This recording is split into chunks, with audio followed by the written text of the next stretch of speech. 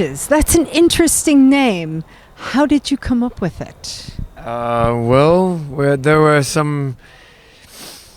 Yeah, there was a bunch of ideas of actually getting a new name for a new band, and then turned over the SOL and PAC LP and found a song called Crutches, and sounded suitable for a new band, and especially as for the person as we are. So yeah, that's where we come from. So it didn't come from somebody's injury and hobbling around and... No, but I get... That's been later. Yeah, so you kind of lived up to your name, so to speak. Yeah. No, I guess it's like... It's suitable for the persons in the band, I guess, at the moment, but it also, like, it could be a reflection of the society's feelings of, like, how we as people are treated and everything. But, I mean, that's just a reconstruction of the meaning of the band, I guess, but, yeah. Now, you come from Sweden, and true, you come from the south, from Malmö, which tends to be a bit more liberal than the further north you go. But Sweden is a very egalitarian type of place. But how do you see it as people living there and as a band? How we see this, I don't know. I mean, it's quite hard to say. I mean, it could easily be that you would be like feeling angry towards people because of so many people having all the prejudices, and like it's more like a common feeling to actually be like afraid of other people. I mean, to then come from a punk scene and a community where you actually are used to do the opposite, and then being a part of society's like more social parts, makes you wonder how people actually survived. And I guess that like the ignorance sometimes are what could be, I don't know. I mean, they've been ignoring the fact of actually living and then getting through problems that we would be like, what the fuck? How did you come through this? And they were like, we never thought about this as a problem. It's just blaming anyone else of it. But I mean, to say like there's Sverigedemokraterna, the fascist party in Sweden that actually got elected and part of the rule. This like they are representing a fifth of the Swedish society, and that's a bit scary. That is, and it's not the Sweden I remember from my times being there, that everybody was looked at. I was the foreigner walking around, and everybody was friendly and nice and welcoming of me. What do you think happened in Sweden? What do you say? I don't know what I think happened, but I mean, Sweden is people tend to respect personal spaces a lot, and it's a lot of meters, that space. Yes, very much. And I think like the more like isolated people have tended to it's gotten worse because people don't mix anymore. Like we stay here, and like I was down at the beach and I met this like punk people, and like their parents had told them, don't go to this area in the city, which is where I live. I was like, why? It's as good as any, but because there's a lot of cultural influences and blah blah blah, it's dangerous. And that tends to spread, and I think maybe that's one part of it. But I agree with that. And you guys do speak a lot about what's happening in Sweden, about life with your music. And how have current events impacted what you guys have been producing lately? Or has it?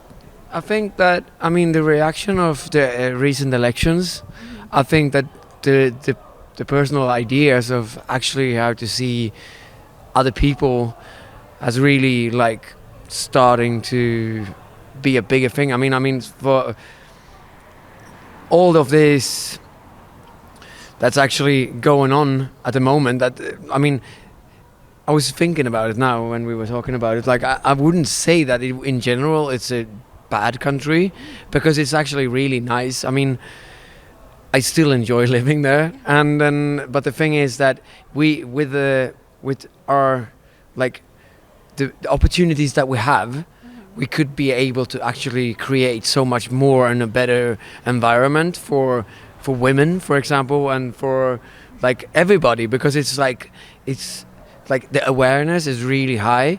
And I mean, the narrow-minded right-wing dumbasses, they are not really like representing Sweden. There's some of them, but I mean, they are not the majority.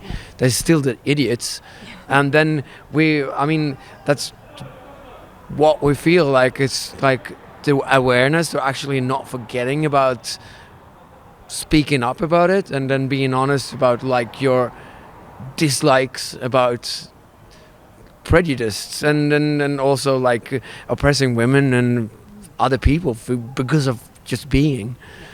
And then I think that the Me Too, like when that started, it was like making people so much more aware, but apparently some are being so much more offended about it, which is so stupid.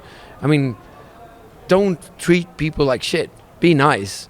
It's quite easy. Those are the people who would perpetrate the things that caused the Me Too movement that got so offended.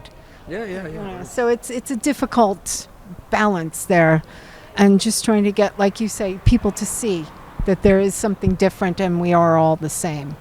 You know, no matter what gender, what race, whatever, we are just humans. We all bleed red. You know, that's, we're all here together, so. Exactly.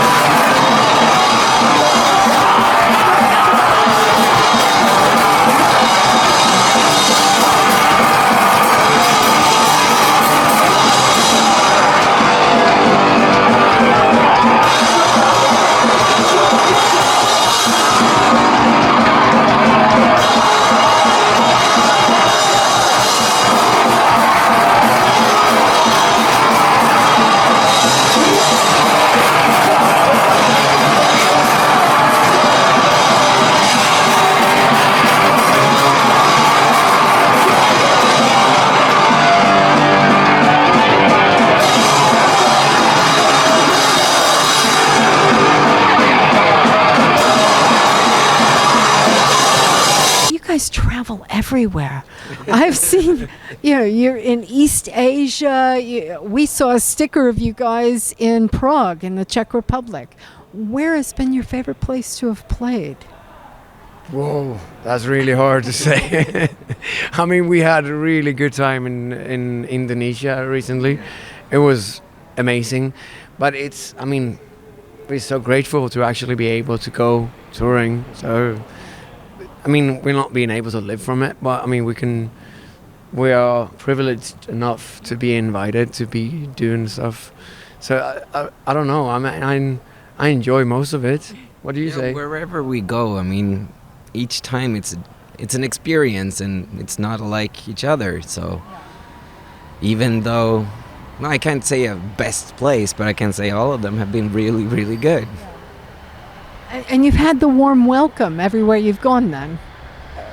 I'd say, absolutely. I mean, it's not very often that would happen that we would be, so to say, angry with someone from organizing or whatever. It's totally different. It's like the opposite. It's like... And the audiences have all been really happy to see you then? Yeah. Of course. I mean, we've been playing. No, but like the thing is that you never know. I mean, we played in a punk band. We're like a noisy, raw punk band, and then I mean that's. Sometimes it could be less people in the audience, but they're still there, so we have to play for them, and we appreciate it so much. We're so happy about doing it. And as long as they are enjoying you, that's what matters, I guess. Oh, we have to prove them wrong. I don't know. I mean, if they don't like us, we have to try to make it as good as possible to to see if they actually would like us in the end. Exactly. Change their minds. Hopefully. You know. Yeah. What's next for you guys? What are you up to at the moment? Yeah, I mean, we have these gigs here in the UK, and then in May we have 2 shows together with some friends at home, doing one show in Malmö and then in Copenhagen. Then we're having some friends from Japan coming over, so we're gonna do a bigger event together with them in July, and then going over to Finland for the Puntala Fest. Okay. And I think we have some plans for the fall already, but we're not really set for it yet. There's big plans for doing the tour down to Spain and back up again. Very nice. And it's about to be a Mexican tour in February. So yeah. Which is about time. They've been asking us to come for a lot of years, but it's never been really possible to go there. But now, possibly. And I think that the Mexican audience would absolutely love you guys. They are so passionate. Yeah. Well, South America, Central America are so passionate about the music, and I can see you guys totally fitting in. And I really hope that Mexican tour comes off for you because, yeah, I think that would be totally amazing for you. And is there anything that you guys would like to say about the world? The Swedish punk scene, which is not huge from I remember. I mean, I remember when I was there in the 90s hearing about Ebbe Grön and things like that. And you guys have evolved so much from the old-fashioned 77 popular punk that everybody knew. But what would you think? Anything like that? Anything about anything, really?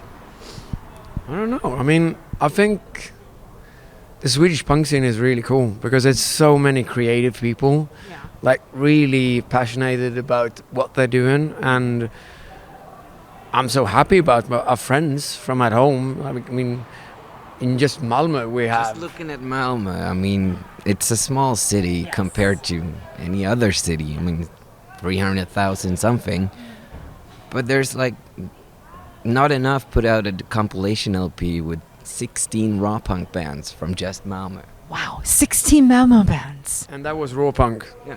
So we didn't include everything. So they're shitloads of good bands from Malmö and really creative people. So I'd say that Malmö is a really strong city when it comes to the punk scene. But then it's when it comes to the rest of there's so many good bands coming out of Sweden these days, I think. Well, Sweden's always had a history of creating interesting new versions of music. The Gothenburg sound for the death metal, melodic death metal. Do you think that's happening again, a resurgence again? This time maybe perhaps in punk? I don't know. I mean, it's hard to say. I think the cool thing about equipment, where you can actually do everything yourself. I mean, it develops the sound and the space for punks and creative people in general. Because it's for us, for example, we record everything ourselves, and then we give all the material to a friend of ours, and he's a magician. So if it wouldn't be for Matthias, it would be what the fuck? I mean, with the sound that we get is created from someone that actually knows how to work. He takes your creativity, inputs his creativity, and comes out with that amazing sound you guys have. Yeah, I'd say I'm so happy about it. Brilliant. and I mean, for being able to actually be making everything yourselves, it makes a totally new thing. And it's very personal then, I think. Yeah.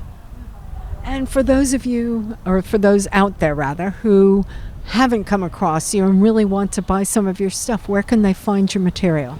Well, we have all the merch and all the records that we have available through the record label that I'm running, which is called Not Enough Records. And that's where we have all the available stuff from us.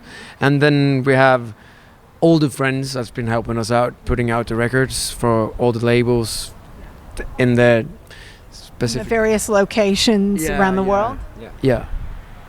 So yeah. Look for their stuff. We'll get a web address and put it here. And I want to thank you guys very much. I can't wait to see you. I've been really waiting for this, so I'm excited. So thank you very much. Really excited about playing, so I hope you enjoy it. Well, thank you. Thank you very much. Tack så mycket. Ja, tack. Ja. Tack, tack.